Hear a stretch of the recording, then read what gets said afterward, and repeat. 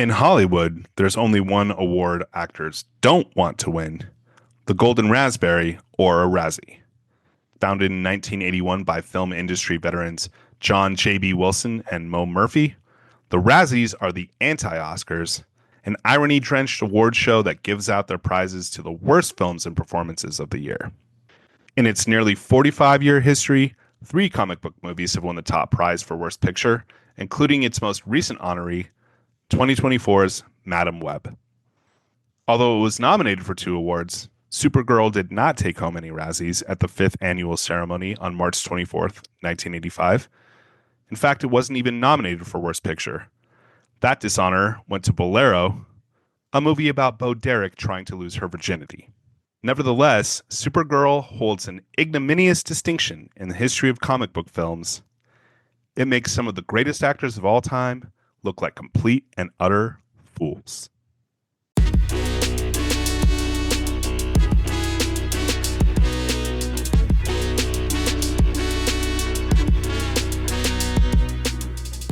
Welcome to Superhero Cinema Club, an in-depth exploration of the history of comic book movies. My name is Mark Schiff, and joining me as always, it's the Bianca to my Selena, Mike Carnes. I will say she was the best part of the movie, I thought, Bianca. I thought she was hilarious.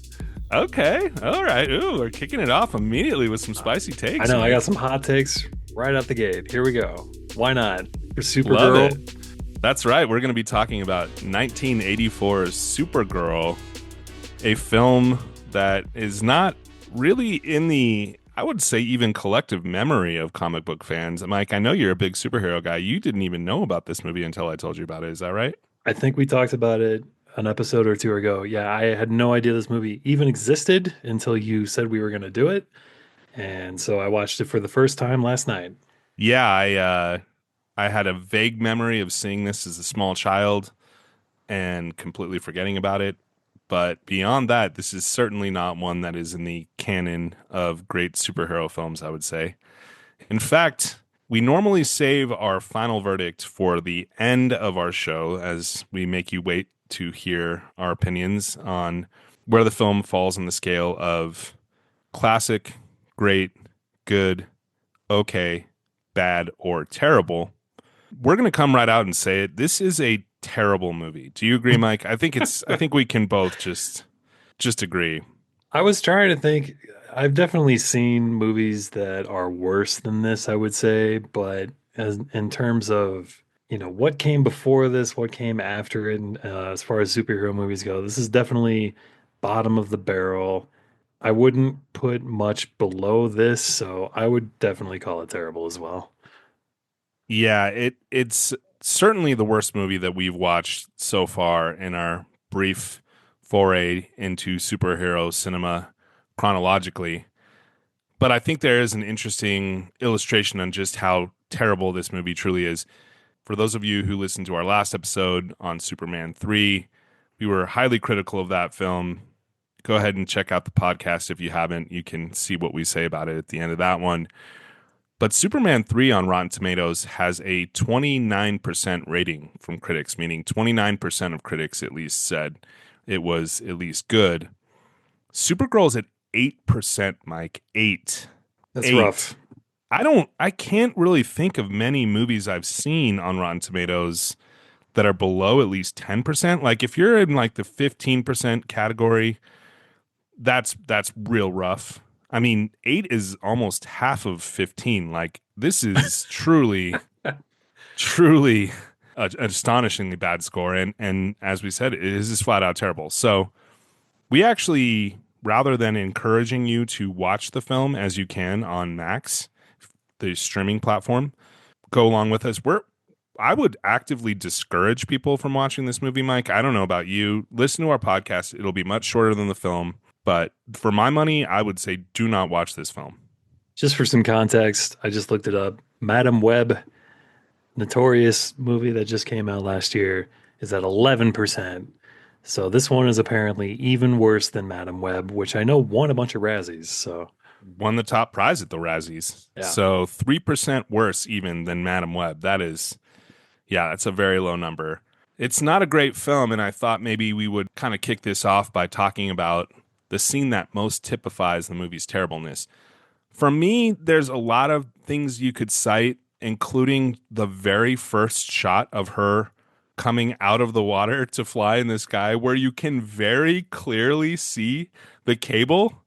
It's like not even hidden. It's just clearly like I like had to run it back just to confirm that they didn't make any effort whatsoever to hide the cable that's pulling her out of the water. I looked it up. It's not only is it a cable, it's a cardboard cutout with a picture of her taped to it that they pulled out of the water. Wow. Yeah, it is unbelievably bad visual effect right off the bat. I mean, the first time you're supposed to be kind of in awe of her arrival on Earth, and instead you see a cable. In some ways, that is typify some of the problems with this film because it's just really sloppy, Mike. I feel like it's very poorly crafted, and there's just a lot of kind of they just didn't put the effort in that's needed, especially on a superhero film where there's going to be visual effects. There's just seemed to kind of be like, that's good enough. It's fine. Move on. With a lot of the action, we'll get there, don't worry. But to me, what really typifies what makes this movie so bad is the entrance scene of one Jimmy Olsen. So Jimmy Olsen makes an appearance in the film. He is the only actor, Mark McClure, to appear in all four Superman movies and the spin-off Supergirl, making him the most important character in the early Superman connected universe. Now, as we know, as Marvel fans in 2025, when you bring in your cameo, you want to kind of tee up the audience for, wow, look, it's the guy you know.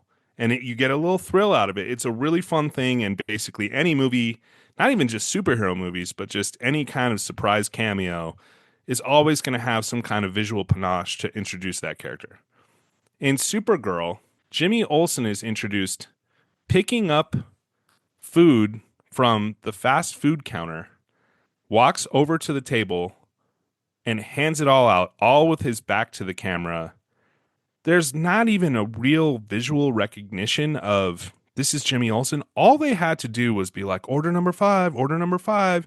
And then the camera does like a pan up and you see it's Jimmy Olsen. He flashes a smile, or at least follow him over the shoulder. And then he turns around into the camera to be like, hey, everyone, it's me, Jimmy Olsen. They just treat this like any scene of any random actor dropping off food at a table. It just seems like you can get these easy wins with a little bit of effort on the director's part, and they didn't even do that. To me, that just kind of typifies why this movie sucks. Yeah, I was looking up some IMDb trivia after watching the movie last night, and I guess Christopher Reeve was slated to make a cameo as Superman at some point, but he had to bow out just before filming began, so they went with this instead, perhaps, or just the picture of him appearing on Lois Lane's sister's poster in the dorm room instead. I think that the cameo, the art of the cameo is probably something that, wasn't well practiced at this point. I will give them that benefit of the doubt a little bit, if you will. They didn't have it practiced like Marvel did at this point, so they didn't really know how to do a proper cameo. But I will say when he showed up on screen, I was like, oh, there's Jimmy. But then who cares? It's Jimmy Olsen. Not exactly anyone's favorite character. It's seemed like a wasted opportunity that they were just trying to fill in a gap after Christopher Reeve left the project. As for me, I think what typifies the terribleness of this movie, her coming out of the water unexpectedly as like I thought she was in space. I know that Peter O'Toole said they were in inner space, but I didn't really understand what that meant. And so she came out of the water, not only coming out of the water fully in costume, but she was completely dry. And I was like, I had no idea what was happening. I was just like, oh no, it's going to be one of those types of movies. But as the movie went on, it wasn't really one scene. It was kind of just like a amalgamation of a lot of different scenes kind of coming together where the Supergirl and Faye Dunaway both just started. The plot kind of revolved around both of them just trying to be with Ethan. It was like, who's going to be with Ethan? And I was like, I thought we were dealing with stakes of world domination here. And why is this being devolved into just who's going to end up being with Ethan, who's going to be successful here? And once it started becoming that as the major plot point, I was like, no, this is bad. We're just completely going away from major stakes to who cares about this. Mike, I'm really glad you brought that up. This is Exhibit A and why you do not need to watch this movie. The plot of Supergirl centers around trying to drug a hot gardener into falling in love with a witch. Let me just say that again. The plot is centered around a hot gardener, played, by the way, by Ellis from Die Hard, my man. Oh, it Hart. is? That's It's hilarious. it's Ellis from Die Hard. Hart Beckner, the guy's name. He is hot in this movie. I will at least give him that. He is a very handsome guy when he's younger and without the beard, as in Die Hard.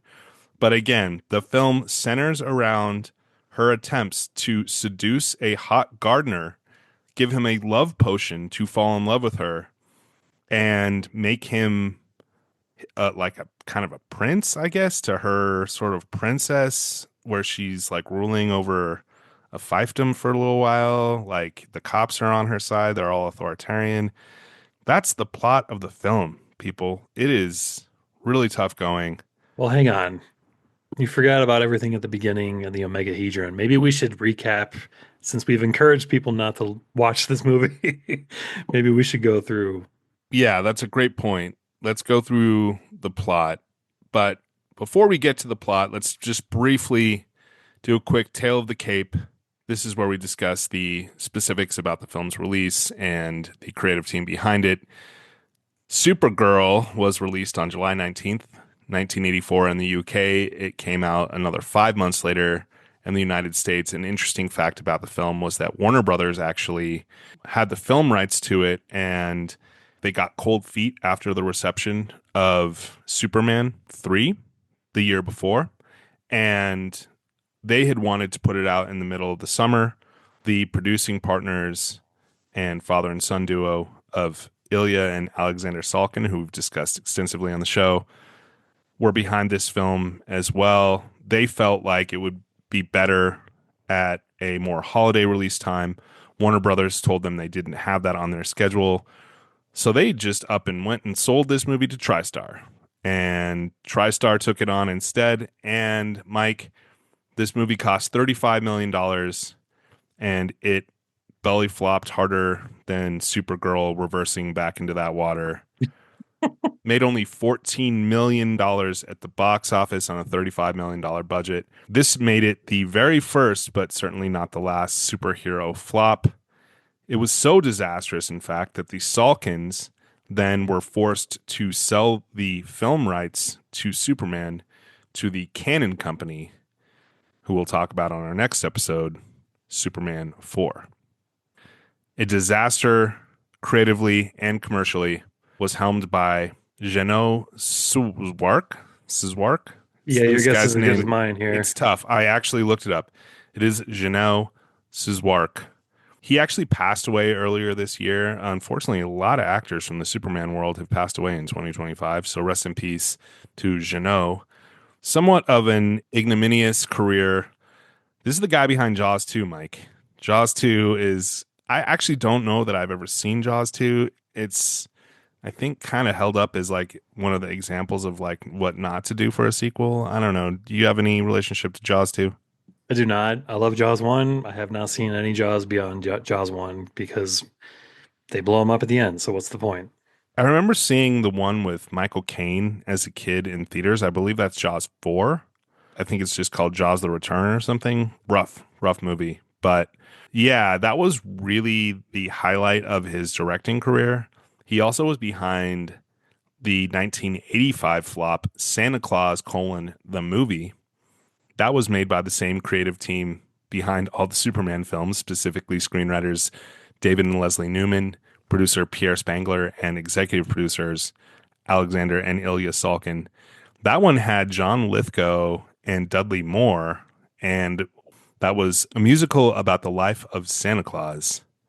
massive bomb in 1985. And Jeannot continued to work. He directed some television and stuff. In fact, he also directed some episodes of Smallville.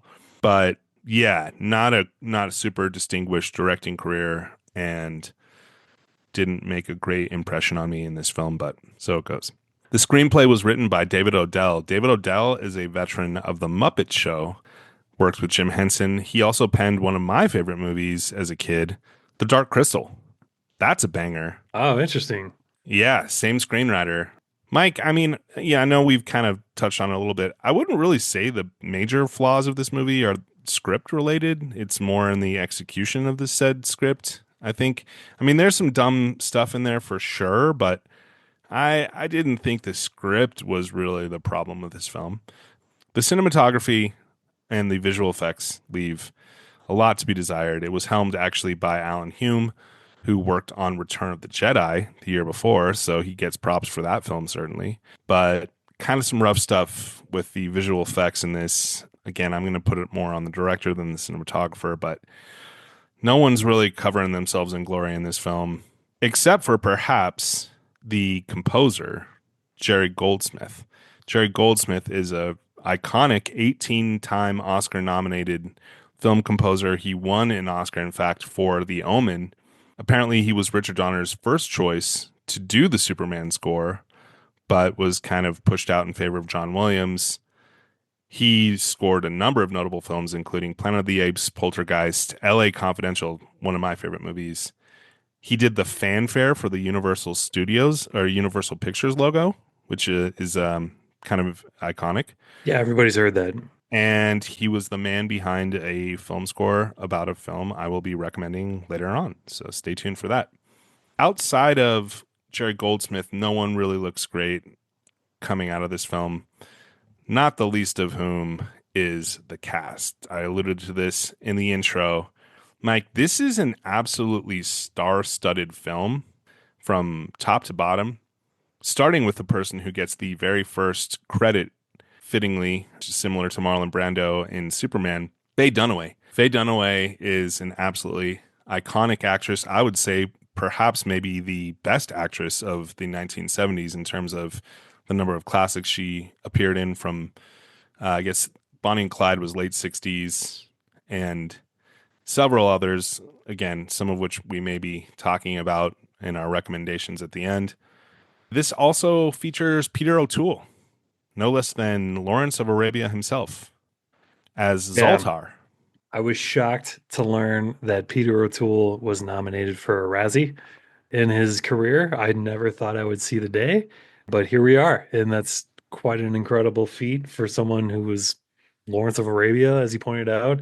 I considered putting him or putting that movie on my film recommendation at the end of the podcast here, but I decided to go elsewhere. But yeah, I mean, come on, man. Peter O'Toole's in this movie. Like, how could you go wrong on paper with that?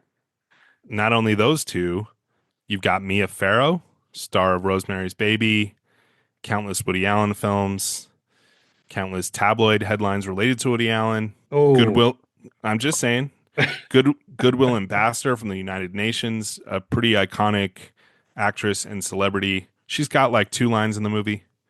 Just total cash grab, stunt casting. You wouldn't even, I mean, I don't even know why they put her in this. She's literally, I think, has two speaking lines and then she I disappears from mean, the film. the movie lost $20 million. I can't imagine it was that good of a cash grab for her. Well, there you go. Some of the supporting actors as well in this film are iconic in their own way. For me, the MVP of the entire enterprise is, as we mentioned, Hart Beckner, the guy who played Ellis in Die Hard. Just the hot eye candy for the ladies in this film. I think he actually brings a kind of a dopey but cute sensibility. I think he really leans into the ironic damsel in distress role and is just constantly being, manipulated and or rescued. Really liked what he brought to this film. So for me, he's getting the MVP. Peter Cook is also in this film. Now he plays the warlock Nigel in this film. That's Uh, quite a credit. Yeah, I mean, Warlock used probably in scare quotes because the witch and Warlock stuff, they seem like clueless idiots that are like kind of cosplaying in these roles. They're not at all like menacing. There is some actual overt satanic imagery towards the end. And I was kind of like, really? Like she's like actual dark magic? Because she just kind of seems like she seems more like the Stevie Nicks witch than a genuine worshiping Satan type witch. She just has a But, tambourine at her side. you know, there you go. Your favorite, Mike, Brenda Vaccaro as Bianca in this movie. Interesting. I didn't really know her too much. She was also an Oscar nominated actress, 4 Primetime Emmy Award nominations, 3 Tony wins. I don't know. I thought she was hilarious. I thought that every time she had a line, it was legitimately the only thing that made me laugh in this movie. Just the way that she delivered things. I thought she had great comedic timing. So she would not be nominated for a Razzie as far as I was concerned. Yeah, she's definitely serves as like the comic relief henchwoman. That seems to be something that the Superman producers were really, really keen on throughout their early goes in the genre. We got to have some comedy hench people, She was kind and of like Otis to Lex Luthor a little bit, you know. exactly, she definitely leaned into that. Shocking fact about Maureen Teefy: she was almost 30 years old, or maybe was 30 years old by the time that this movie came out. She was born in 1953. This movie came out in 85. She's playing a high school convincingly, I might add, at the age of 30. High Maureen school or Teefy. college? I thought they were college, but Were they college? Okay, that would make a little more sense, I suppose. Yeah, they don't really specify. I guess college would make a little more sense, though, in hindsight. Yeah, again, one of the many details that the directors and screenwriters decided to omit specifically from this film. Peter Cook was apparently an icon of English comedy. He has a very long Wikipedia page about his career. He was a comedy partner of Dudley Moore's and was very influential in the mid 60s British satire boom that was going on. He was a writer and performer, and I guess is much more well known to the Brits than to us Yanks. Can't say I really recognized him from too much stuff, but he's in this. Um, he's in Princess Bride. oh, he's in Princess Bride. That's right. Yeah, that's Yeah. that's the one role I recognize him from. And then, of course, as we mentioned, our beloved Mark McClure. Mike, I gotta say, one of the few genuine laughs I got from this movie was courtesy of Jimmy Olsen. That just after that scene I had first described, they're going outside, and the hypnotized Ethan Hart Beckner's character is kind of stumbling around in the streets, and Jimmy Olsen, being the big city metropolis guy, is like, "You want to stay away from him. He's crazy on drugs. He's probably got a knife." And then he's like, "Why don't we go inside and get some food, guys?" And then like just gives them these like dire warnings about how dangerous the situation is, and then finishes it off with a really chipper punchline. Really enjoyed that. I actually laughed out loud. That was literally the one laugh out loud moment for me in the entire It's film. felt like such a weird, like nobody would ever do that. He's like, oh, you never know. He might have a knife or a gun, but let's go back inside and have some food. We'll just forget all about that.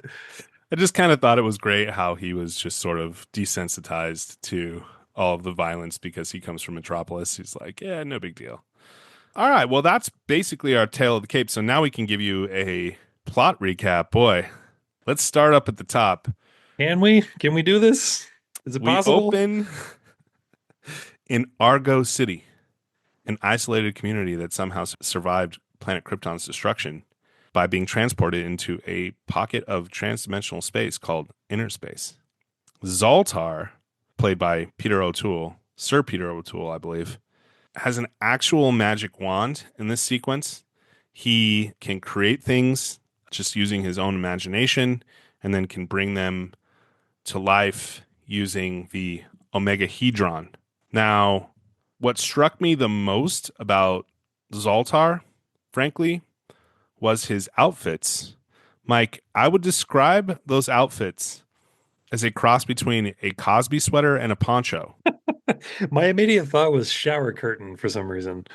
The other way I might describe his outfits, he looks like a dude you would avoid talking to in a parking lot at a jam band concert. Yeah, that guy's carrying something for sure. What he's carrying, Mike, is a water bottle full of squirt that he just wants you to take a squirt of. What was that? We'll get to that. We'll get there, but again, just don't watch this movie. He literally carries a squirt bottle and offers her squirts that She takes it. she does take and spits out immediately. And what's going on there? Okay, before we get to him squirting water or some kind of liquid in her mouth, let's go back to the beginning. Zoltar is making some stuff, and Kara Zor-El, cousin, first cousin, in fact, to Superman. Her father is Superman's uncle, brother to Jor-El. His name, Zor-El. Right. Superman's grandparents were like, okay, if we ever have kids, let's go with Jor-El and Zor-El. I mean, okay, so in the comics, like they all come from the House of El, so it makes sense for Jor and Zor to be children of the House of El. I don't understand why Kara's entire surname is Zor-El. She should be Kara El, but that's nerd semantics, neither here nor there. And your parents did name your brother Spike, so it's Right. Spike and Mike. Spike and A Mike, lot of of a course. lot of normal parents do that. They give their kids rhyming names because everyone loves that. In any event, we're getting sidetracked. There's some, what do we call this? Wackiness, I suppose would be the right word. An insect that Kara creates starts flying around and accidentally opens up a tear in Argo City. She uses the magic wand to create something that is utterly horrifying, a 3 foot long mosquito. That's something that you would shriek in terror if you actually saw in real life. And Yeah, then it proceeds to fly around and cause all sorts of havoc. Like, good job, Kara. You're off to a good start. the Omegahedron then escapes through the tear in Argo City and amazingly winds up in the hands of Selena. That is the character played by Faye Dunaway, a power hungry would be witch assisted by the feckless Bianca and the warlock Nigel. This, according to Wikipedia. She doesn't really know what it is, but she does quickly realize that it's powerful and it can give her actual magic. So she returns to her home, her secret lair. Let's talk about the secret lair, Mike. She lives in a ride in an abandoned amusement park. She Now, does. what's compelling about this is that her friend slash roommate Bianca actually mentions something about they're gonna get the water shut off. They're behind on bills. So like it's not like she's squatting. She's just decided to actually rent a carnival ride as her domicile. That's But amazing. I didn't think about that. Yeah, she's paying rent to live there, apparently. she's paying rent to live on a carnival ride at an abandoned amusement park. That is Right. secret. That is obviously good villain secret lair, but like you got to have a house outside of your secret lair. That's your secret lair where you go to do your dastardly deeds. You don't actually mix, you don't ish where you eat, as they say. I Come mean, on. yeah, does Joker pay a mortgage for Ace Chemicals, or any of the laugh factories where he sets up shop after the facts? Like, this is ridiculous. Exactly. Why does she why does she stay here other than that she's a witch and needs an evil heir? Exactly. So Kara, as we mentioned, arrives on Earth through a pond and flies around. Now, this is where I will actually shout out one kind of cool thing I thought in this movie. When she's first discovering that she can fly, she does some cool aerialist moves, the kind of stuff that they wouldn't really have Superman do. It's kind of graceful and floaty, kind of spins around a little bit. I did kind of like that because it did feel like it was distinct from the way that Superman flies. There's one of four good notes. I've already shouted out Jerry Goldsmith's score, so we're down to three left. In the midst of her exploring this new world in which she's landed, Supergirl is very nearly sexually assaulted by Matt Frewer. Now, Matt Frewer will go on to become an iconic figure of the 80s thanks to his work as Max Headroom, Mike, are you too young to remember Max Headroom? Oh my God, do I got to do some Googling here? Let's see. Listeners of a certain age will remember Max Headroom. He was like Oh a man, I do know who this is. Yes. kind of a like an AI Coke spokesperson in the 80s. He was like, yeah, yes, I'm Max Headroom. I think they did a cartoon with him. It was kind I of this will. character that he built that was like a computer. I'm gonna bring it back to the Superman the movie podcast and say that Slim Shady, Eminem, did a parody of this character in his Rap God video. There we go. You're right. Nice. Good callback there. Yeah. So it was kind of interesting to see Matt Frewer popping up in that sexual assaulter, would be sexual assaulter role. Let's see. Then Supergirl obviously takes care of those guys.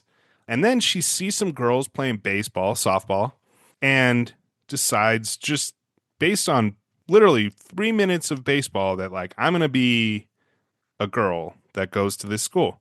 And she decides to adopt a secret identity and start the school. Now Hang we on. have a She goes, hang on. I'm sorry. She goes please. from her mission is very clear. I'm here for the Omegahedron. I had lost it when I was in my city at home. It's the thing that powers our city, and we're very dependent on this, and we're all doomed if I don't get it back. That's what she tells these guys who end up trying to sexually assault her. She goes from that to now the next 50 minutes of the movie, which is oh, I'm going to join college with these girls that I know nothing about, and it's totally going to deter from my mission. Yeah, great point. Just completely takes her eye off the prize. And meanwhile, Selena's getting more and more powerful, starting to do stuff. She sees this groundskeeper outside of Linda Lee, as Kara is now known. She sees a painting of General Lee, and then she adopts the moniker Linda Lee. Nothing problematic there. Well, I'm not even going to get into the problematic aspects. If you see a painting of General Lee and you don't know anything about human names and you're just riffing, why wouldn't you be Jenny Lee or Jen Lee? Where do you get Yeah, Linda? It says General Lee. It doesn't say Robert Lee or great it just point. says why wouldn't she be Jen Lee? She's Linda Lee. This also leads me into another thing. What the hell is going on in the Superman universe with women with the double L names? Because Linda Lee, as the alias of Supergirl, becomes roommates with Lucy Lane, little sister to Lois Lane, and acquaintance of Lana Lang from Superman 3. All the women have alliterative names. And Mike, I'm here for it. I love alliteration. I think it's amazing. And I wish all women everywhere had alliterative names. Unfortunately, I'm going to have to transport myself to this Superman universe to live out my fantasy, but I every think one of them, double this L's. this came at a time in the golden age of comics when pretty much every character, their alter ego had a alliterative name. You know, we have Wally West, we have Clark Kent, we have Peter Parker. You know, it's they were just trying to stay with the template, I think. Excellent point, Mike. A lot of double L's in the Superman universe. Now, they're in school. They see this hot groundskeeper, Ethan. So does the evil Selena. Selena is so enraptured by the sexiness of this like 21-year-old, by the way, way much younger man, that she decides to use the Omegahedron, the all-powerful, world-changing Omegahedron, to simply make a love potion. Well, I guess she doesn't use that to make the love potion. She's like, first off, I'm gonna do the love potion before I do my evil stuff. Kind of confusing. They spend like 5 minutes on her ingredients in a love potion, which sounds terrible. And they slip him the love potion. And this leads us to our very first action scene, which I have dubbed Magically Possessed Crawl Loader. You heard that right. The very first action scene involves a magically possessed piece of construction equipment. It is commanded to pick up Ethan and bring him back to her secret hideaway. Instead, things go awry. Now, I got some issues with this action suit. Let's get it all out here. Okay. First off, there's a really funny unintentional shot where the magically possessed crawler loader knocks out a wall to a bar, and there's a bunch of dudes drinking, and they just kind of look up, and like their look is surprised but unimpressed. And I kind of feel like that was like the audience reaction to the scene in the movie theaters. Then they are just some of the most hilariously bad visual effects you've ever seen in this sequence. She starts flying around, and it's like, again, I think you said it. I think it's a cardboard cutout that they kind of drag over a matte painting to, quote, create the illusion of flight. It is awful, Mike. It's just so bad. It took them 22 days to film this action scene, by the way. 22 days Yeah. of shooting for this action scene. For this one scene where this thing is destroying everything and breaking cars and whatnot. Wow. Wow. That is truly, truly terrible. The next part, this is the part that really gets me. And this really should be, and I've got questions, but I'm just going to call it out here. So Lucy Lane, who does not have any powers, just is decides I'm going to be the one to spring into action. Okay, why is Kara not just being like, hold on, I got you, or like knock her over while she's like using her super speed to get to it? Just lets her try to take over the crane. Things don't go well. She gets knocked unconscious. Okay. Finally, now Supergirl is going to spring into action. And what does she do, Mike? She goes for Ethan in the crawler, Yeah. opens it up, picks him up, flies him back to the amusement park, and just leaves her best friend sitting unconscious in the cab of the vehicle. She does not tend to the injured person at all. She just completely let, and like she wakes up and is like, "What happened? I forgot. I was knocked unconscious." I don't understand how she even got knocked unconscious. She just Oh, somehow hits her head within the cab and then that's it. there's like it's like it slightly moves and she slides over and like barely bumps her head and all of a sudden she's knocked out. Maybe she was faking it and Supergirl could tell and that's why she doesn't, because she's like, I'm in over my head. I'm going to fake. I'm unconscious. I'm going to go with that No. because the alternative is that Supergirl is a horrible friend and is just only horny, which is something this movie is. Mike, this is a surprisingly horny movie. There's an extended set piece in a woman's shower that Are you made me kidding me? feel. Do you remember with the bully girl trying to turn up the hot water when they're all showering, and then I do remember Super that. Supergirl? I mean, what are we doing? There's girls in bras. I mean, I guess maybe this is a college, but I thought it was a high school. It made me feel uncomfortable the amount of implied sexual innuendo in this film. Did not enjoy that part. So she saved Ethan. Our next action set piece I've called the abusement park. I Wah, just, wah. yeah, I got to get it in there. The rides come to life and menace and threaten Ethan and Supergirl, including NFL themed bumper cars that are coming for Ethan to try to take him out. That's, I guess, supposed to be scary and intense. It seems like it was for him, but is NFL themed bumper cars kind of inherently a funny, wacky image? Mike, this is where I'm going to quiz you on how close you were paying attention. After Supergirl saves him from the possessed bumper cars, she picks up one of the cars that he's been knocked out in and flies him across a lake to the mountains for some reason. Yep. They go really far. Mike, what are the NFL teams that are featured on the specific bumper car? The Rams I specifically noticed. You're correct. It's the Rams and the New England Patriots. Yes. Those are the teams on the bumper cars. Just what's going on here? Again, she picks up a NFL themed bumper car, flies him off to the mountains and lakes to rescue him. Incredible. And then flies him 2 days away. Yeah, it Yeah. just amazing. So this prompts rage on the part of Selena, who conks him with the coconut. Enjoyed that part. Just comes flying out of nowhere, conks him, and causing her eventually to summon a wind monster that Karamas battle. Now, I am going to go ahead and say it. The wind monster fight is my favorite action of the entire movie. There's a couple cool shots of some cars getting like car like compacted by the wind and just like scrunched. Yes. Those are cool. And there's a kind of a cool shot of her like flying up into the cloudy skies. That would be my one gif of this movie. Charging up a lamppost with electricity that she can then use to reveal the invisible monster and slay him, I suppose. Kind of a Banish him. video game trope a little bit, but sure, it works. There we go. Best action sequence in the entire movie, and that is really, really low bar.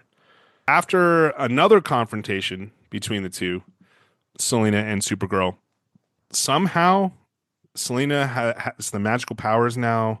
She's created a mountaintop fortress. This is her second secret lair.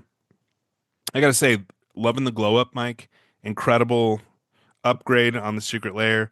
It is kind of odd how there's just a giant mountain that appears in the middle of what seems to be a pretty small town, but it is a pretty sick secret lair, and somehow she's now powerful enough to banish Supergirl to the Phantom Zone. Now, apparently, there is some kind of nerd discussion on the internet about this. This is the only time the Phantom Zone has ever been shown on film, according to the nerds. But you look like you're ready to disagree with those nerds. Those nerds forget about Lego Batman, in which Batman himself is banished to the Phantom Zone, and he we see the inside of it, and there's all the cloudy. Maybe those before Lego Batman, but yeah, he goes inside there. We see it. I think it's definitely happened in the comics. We've seen the inside of it. I feel pretty certain saying that, but yeah, it's we've seen it since 2016. Okay, okay, yeah, I'm not gonna argue with that. I didn't really get what was going on there. It kind of seemed to me like she was trapped in the Phantom Zone, being the like flat two-dimensional glass that flies through outer space, and that instead she had crashed onto a planet. But she's told by Zoltar, who she encounters in the Phantom Zone, Zoltar, who has exiled himself willingly to the Phantom Zone by virtue of his mistake in letting the Omega Hedron escape Argon City, Oh, we didn't as even one talk about does. that. He has a line reading, Mike. He says, "Your suffering will be short, mine forever." Hmm. It's just one of, I mean, all of the line readings in this movie are terrible, Mike. Let me tell you. Really, really bad the way people deliver the dialogue, that's just also badly written. So it's just a double dose of badness. Interesting. I didn't clock that because I actually felt that it called back to Superman 1 and or 2 when Jor-El banishes the Kryptonians to the Phantom Zone, and it's implicated that they are essentially entering damnation. They're sentenced to eternity in prison, and so he's just kind of mirroring that, is what I thought. Again, a little bit of dialogue and exposition could have cleared a lot of questions up, A but lot, this is a not lot. not a movie that is really getting into the finer points to explain it. So they're on a terrible planet slash phantom zone. There's no way out, and apparently Zoltar has fallen victim to the squirt, where he's obsessed with squirting the squirt bottle of viscous green liquid into his mouth and hers.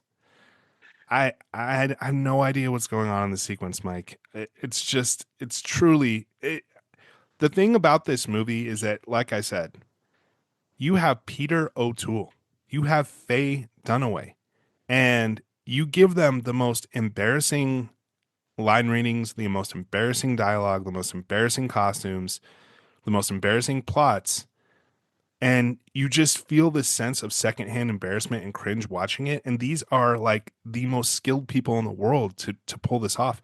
Ironically, Mike, I actually again want to give a little credit where it's due. Helen Slater, we haven't even really said her name. Supergirl herself, I thought acquitted herself very well in this film. She's not bad. She actually has this kind of wide-eyed innocence about her. She's curious in the ways that someone exploring a new planet would be. Apparently, there was a lot of casting, big casting call went out for this. They were really dead set on hiring an unknown actress. Demi Moore and Brooke Shields were both up for the part. Demi Moore, in fact, was actually cast as Lucy Lane, but had to drop out. So we almost got Demi Moore in this movie as well. But yeah, Helen Slater, I want to give her credit. I think her acting is the best in the Phantom Zone sequence when she first arrives. She can't fly. She's like, where am I? What's going on? There's genuine anguish.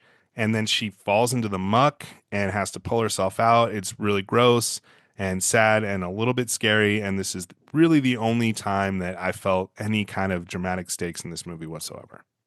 She also looks the part. I mean, if you think Supergirl, the way that she is presented on screen here is exactly the image that you would think of. She works really well in the costume and with the blonde hair.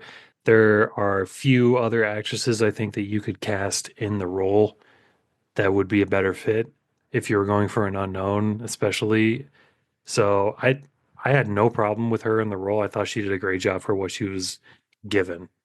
Since we're talking about Helen Slater, might as well talk about her secret identity at this point as well. Linda Lee. Mike, I gotta say, I actually thought this was another pretty positive part. Completely fooled me. If I was Ethan and I was under a potion and I had fallen in love with Linda Lee, I would not believe that that is the same woman as Supergirl. In fact, there's like a hard cut from her as Linda Lee to Supergirl flying, just kind of checking out the city. And I was like, oh, who's that? Like, oh, wow. I literally kind of forgot. So I actually completely bought the secret identity. I guess it's easy to do so when your character can change her hair, color, and length and clothing at will anytime she wants. That was pretty strange to me that this we see Clark Kent go through such extremes like entering a phone booth or the back of a cop car in Superman 3 or what have you. She can just do it whenever she wants. Like she'll leave one side of the frame and come out the other looking like a completely different person. Yeah, that's just part of her power set is that apparently being from a different breed of Kryptonian, they have the power of outfit changes that maybe boy Kryptonites don't have. It's just it's a girl thing. It's just like, oh, they can change outfits and hairstyles immediately because she goes behind trees, changes outfits like 3 times until the final iteration. That's Yeah, sexist, through Mark. a window. Boy Kryptonians can do it too. It's pretty amazing. But yeah, definitely again, one of the many, many things that they don't want you to think too much about in this film. Speaking of, we are back on the planet slash Phantom Zone for our next action sequence, Mike. This one I'm calling Zoltar's Sacrifice. Zoltar's Sacrifice was not really poignant to me whatsoever. It is definitely not Gandalf getting pulled down into the deep by the Balrog, although it's supposed to be similar. It's just him basically succumbing to a horribly animated tornado that just constantly whips around. He's like, there's no way out of here except one. So there is a way out then. Like, and I had then the same thought. why Yeah. aren't you just you why didn't you just do that like so long ago? Is your shame about what happened on Argon City like that deep? Like you can't just it just that was pretty shocking to me. Yeah, didn't make a lot of sense, but Zoltar heroically sacrifices himself, becomes an Obi-Wan type Kenobi type figure to Supergirl because that gives her the strength to just suddenly stand up apparently and not get sucked into the tornado. She just can just stand up and when they go to the top, she gets to the top. She emerges out of the Phantom Zone into a mirror right in Selena's secret lair. She now has her powers. She's back on Earth. She uses the Omegahedron. Selena does to summon a shadow demon. Now, this is where things get overtly satanic. The shadow demon is, I don't know, it was a little bit scary, I suppose. And he snatches up Supergirl. This is, to me, the single worst visual effect in the movie. They basically kind of stretch the film to kind of make it look like she's trying to be stretched, and then they like superimpose Yes. it on top of like hands. I mean, literally there are like Instagram features now that are better visual effects than more convincing than like you got in this movie. I know it's been 40 years, but Yeah, they man, stretch the image. It does not look good. I did want to say it's though, horrible. regarding the shadow demon, when she first fights it, when it's invisible and we get a glimpse of it as it's like coming out, I was like, that is a really cool animatronic slash puppet or whatever it is. I'm really sad that we didn't get to see more of it in that moment, and then they bring it back later, and I was like, oh great, we get to actually see it now. And they kind of shroud it in smoke machines a little bit. You know, you don't really get a good look at it, but like No, this thing looked legitimately cool. It was something out of like Legend with Tom Cruise and Tim Curry, you know. It was this giant demon thing that they could have really showcased and made the focal point of the final act here, but they just decided not to for whatever reason. very strange. One of the many baffling choices. Yeah, they had this built. Why not just lean into it even more? But yeah, it's like exists in this weird liminal space between like reality and imagination or something. And it's mostly just shots of Faye Dunaway like puppeting the shadow demon to stretch her out in ways that don't look convincing whatsoever. So Supergirl gets some force talking to from Zoltar, who's like, you can defeat Selena if you turn the demon against her. And she summons her strength to escape the clutches of the shadow demon and creates a focused. Now she creates the tornado. The tornado sucks up both Selena and Bianca and the shadow demon and banishes them inside of a mirror, I guess. Back to Uh, the Phantom Zone. okay, so it's like a reverse Phantom Zone type Yeah. situation. Sends it back, and that is basically the end. Then we get Ethan being basically being like, I knew it was you. Oh, I figured it out, but I know you have to go. And then there's like a really hilarious shot of him like walking away. And then there's like the cardboard cutout of Supergirl like in the background. And he just kind of nods solemnly and like walks out of frame. It is so bad. And then It's she such a goes bad. back to the bottom of the lake and re-enters the quantum verse or whatever. And they literally, and then that's how it ends. Like they don't actually show her reuniting with her mother, Mia Farrow, Oh, but or any of the other people in we see Argon this City. we see the city lighting back up, indicating that she returned the Omegahedron, I think. And that's that. Mike, Mike, this was tough, bro. This was a tough film. I think we should just I think we can call it our final segment. It's our favorite segment of the show. I've got questions. I want to ask you a bunch of questions, and I want to have them answered immediately. Questions. Questions that need answering. It just raises too many questions. Too many questions. There's too many questions. There's just too many. I'll ask the questions. All right, look, let's start small.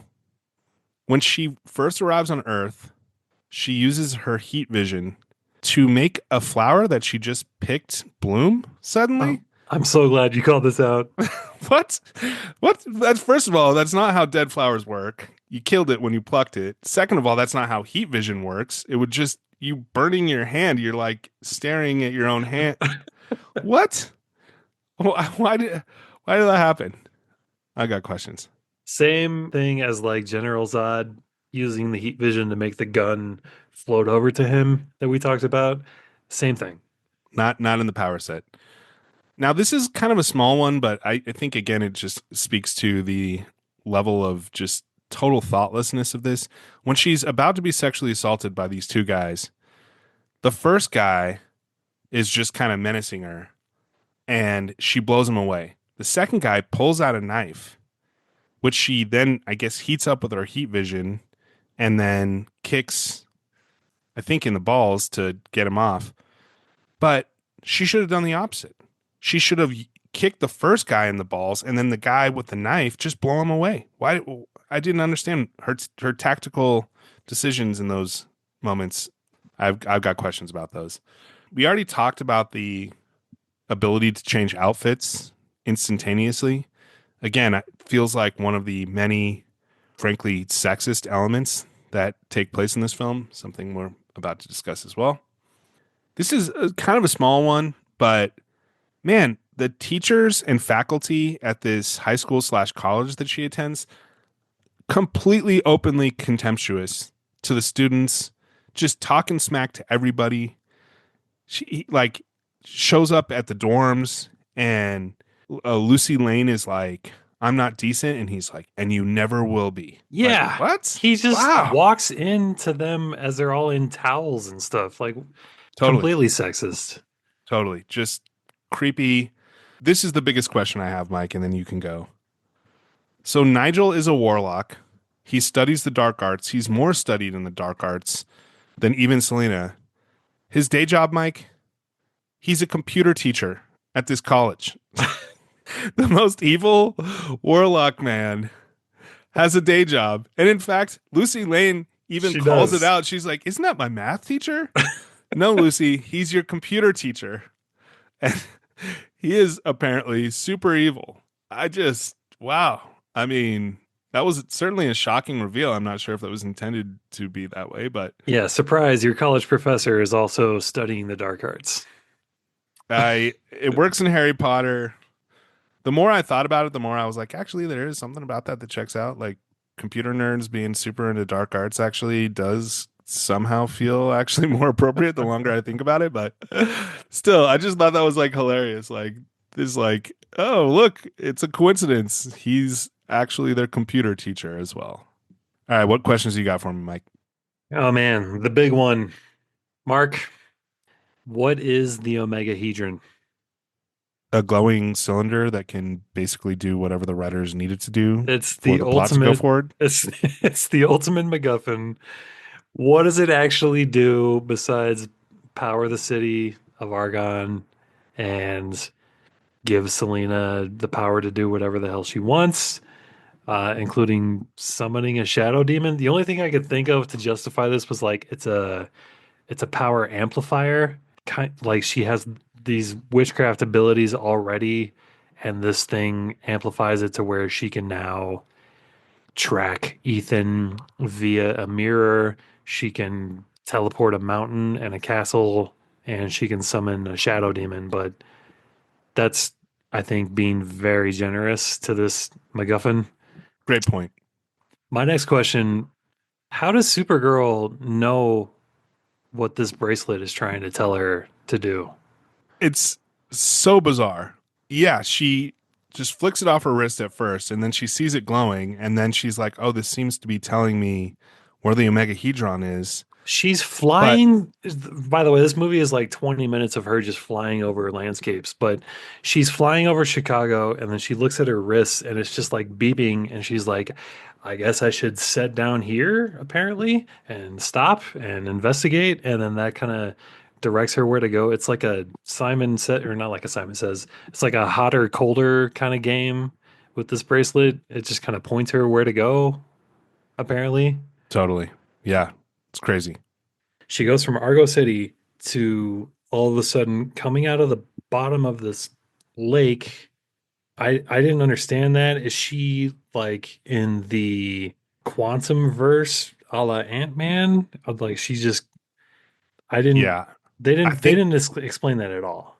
I think that's the implication here. Although, to your point, it is never fully explained. But yeah, my impression was that they actually live in like a micro universe, and but apparently, like that micro universe is at the bottom of a pond in the United States somewhere. I don't really get how she can transport across like different dimensions.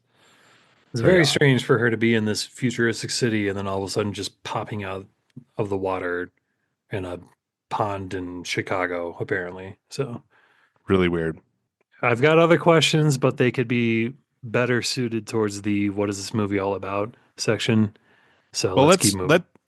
let's get into that, Mike, because to me, what this movie is all about is that women cannot be trusted to do anything.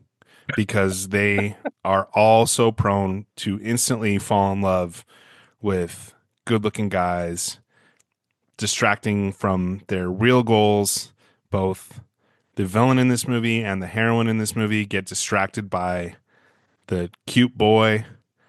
It feels like this movie is kind of sexist, as we said. It is not really a female empowerment movie in any way, shape, or form. It's not, I wouldn't say openly contemptuous to women, but again, when the plot centers around trying to create a love potion, the most powerful woman now in the world, because she has the Omega Hedron, all she really wants is to just get a younger man. Yikes, bro. Yeah.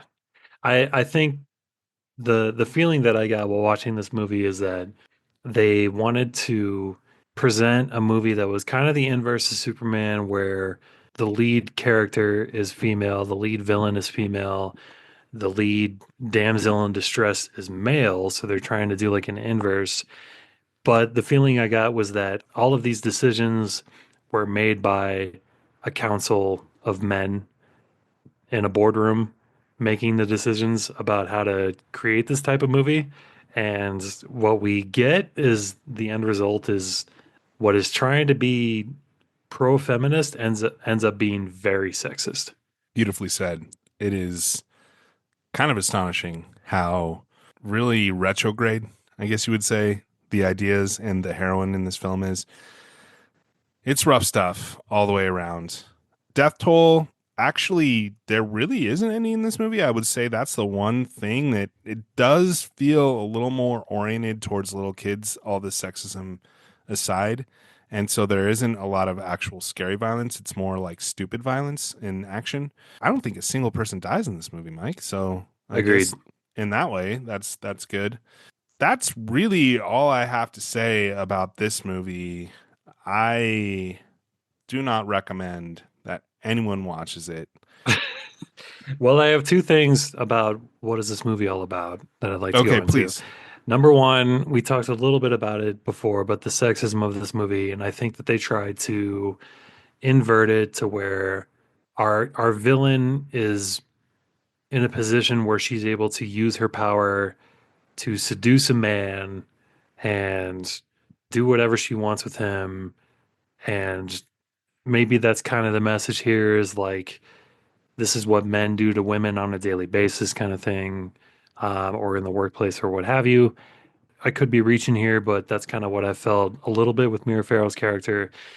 But part two, and I think you might find this interesting, is that I think this movie is a commentary on the satanic panic that was happening during the 80s Ooh, please continue. with our main villain just immediately coming out and saying that she's a witch and is participating in witchcraft.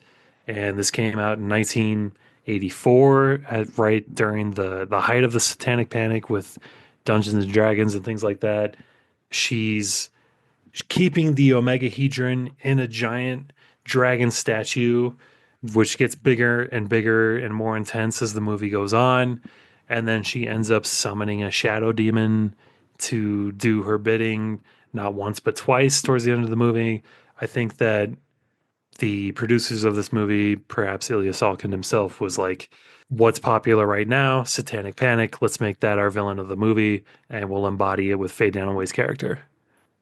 That is a brilliant analysis. I am so glad you were able to read into this text because, as I said, Mike, struggle to find any bit of meaning. And this is literally like what we do on this podcast is try to, find some deeper themes that maybe resonate even if they're failed. And yet I could not find one. So the satanic panic callback, that's great. This also leads to briefly one of the great moments in this film that is bereft of them.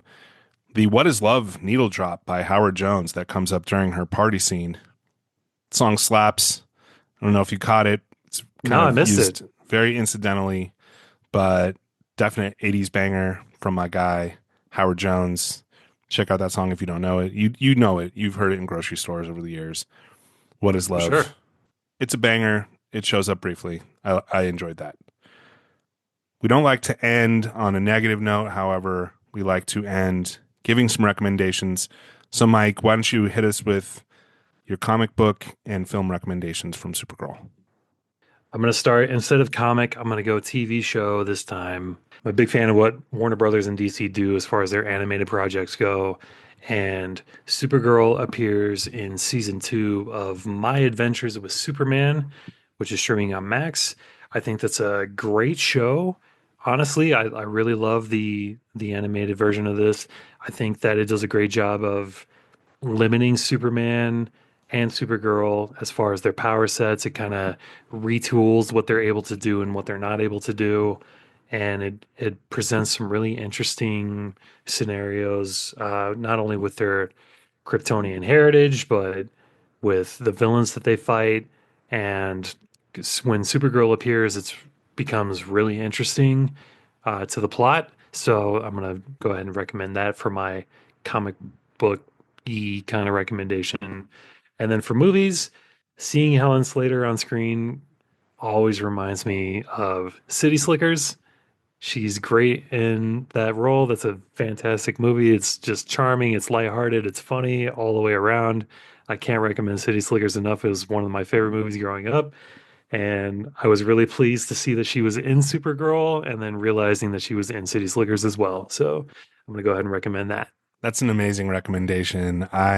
She's Billy Crystal's wife. Is that right? No, she's the other woman that's on the trail with them that shows up, and he kind of contemplates having an affair with her, but then it ends up just like rejecting her basically. But she's important to the story, no less. So Yeah, there we go. I knew I recognized her for more than just Supergirl. So yeah, really good call out. That must be it, because I really don't know a lot of her other films and such. So good call out. Good shout out to Helen Slater there. I'm going to go with a rather obvious film in terms of recommendations and related films. And it's a film that actually Jerry Goldsmith and Faye Dunaway also worked on, the 1974 Roman Polanski classic Chinatown. Now, Chinatown is always cited as one of the best movies of all time. Mike, I rewatched it today, and let me tell you, that movie holds up amazingly. It is a film about corruption and power and how the worst people get away with it all thanks to powerful connections and their cronies in the government.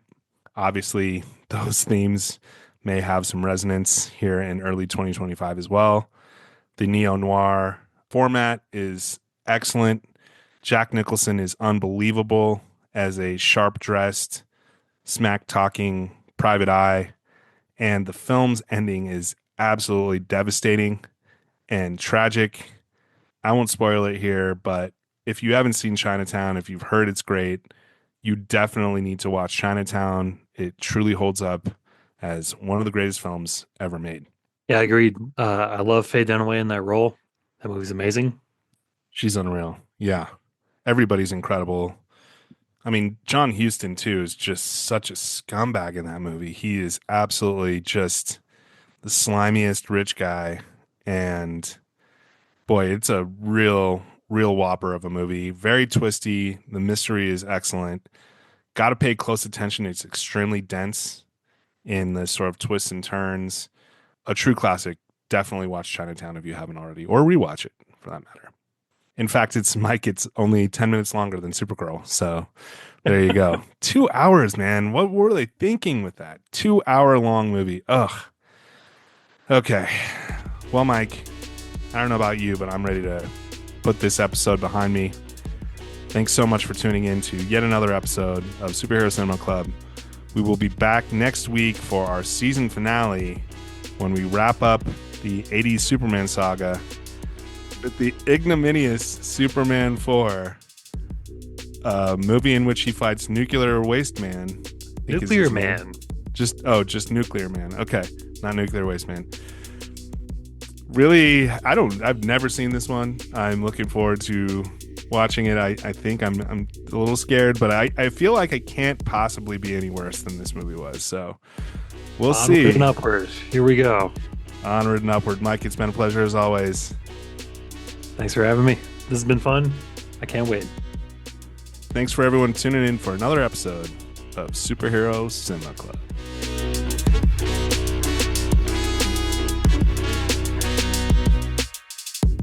Superhero Cinema Club is hosted by Mark Schiff and me, Mike Carnes. Produced by Mark Schiff. Editing by Mike Carnes. Original music provided by Chris Carnes. Find him on Spotify. Be sure to follow us on social media. You can find us at Superhero Cinema Club, and don't forget to like and subscribe and leave a review. Join us next time as we dive into another epic adventure from the world of superhero cinema.